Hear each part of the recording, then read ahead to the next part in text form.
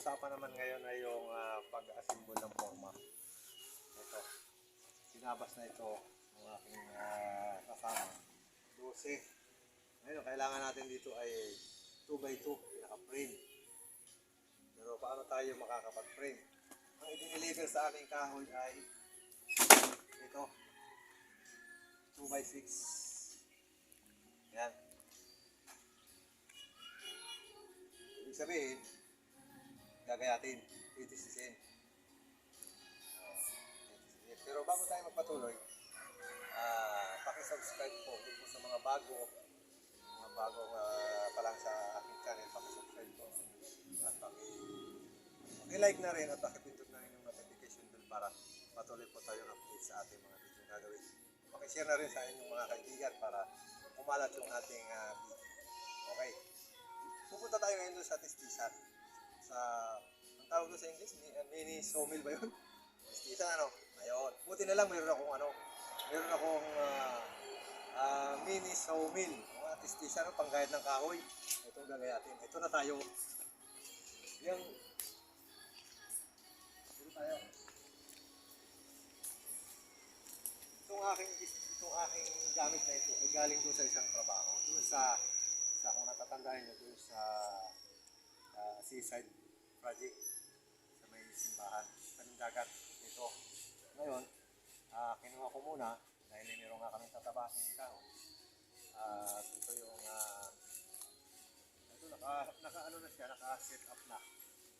Okay na yan. Tatabas na lang. Okay, panoorin natin yung pagtatabas, paggagawa ng dos por dos.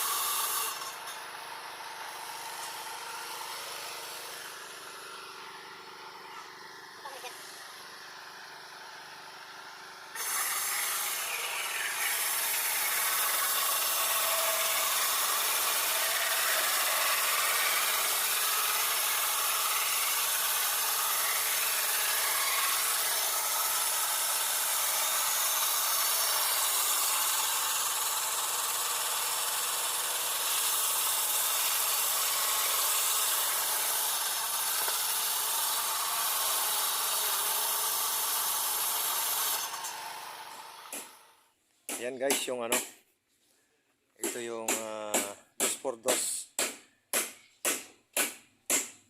Yung 2x2 na tinabas namin. At ayan yung aking makina. Siyang lagi kong kasama. Saan man ako magtrabaho, construction dito sa Santa Cruz, sa Mindoro, ay ito'y lagi kong daladala. Dahil ito'y malaking tulong sa akin. Okay.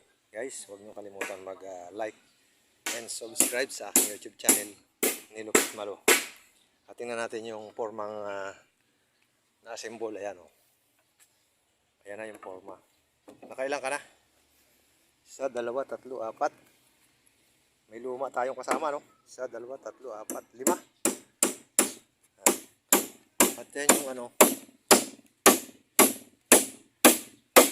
yung pinaka-nosing niya. Kasi yung ang aming laki ng beam ay 8 by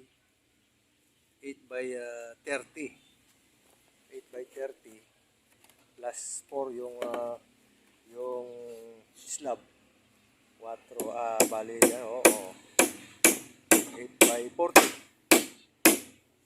8 by 40 tapos yung hollow block ay 4 inches, kaya kailangan ng 2 dos na pang nosing. Okay, yan ang ating video sa araw na ito. Okay, maraming salamat at hindi niyo po kalimutan mag-subscribe. Okay, maraming salamat.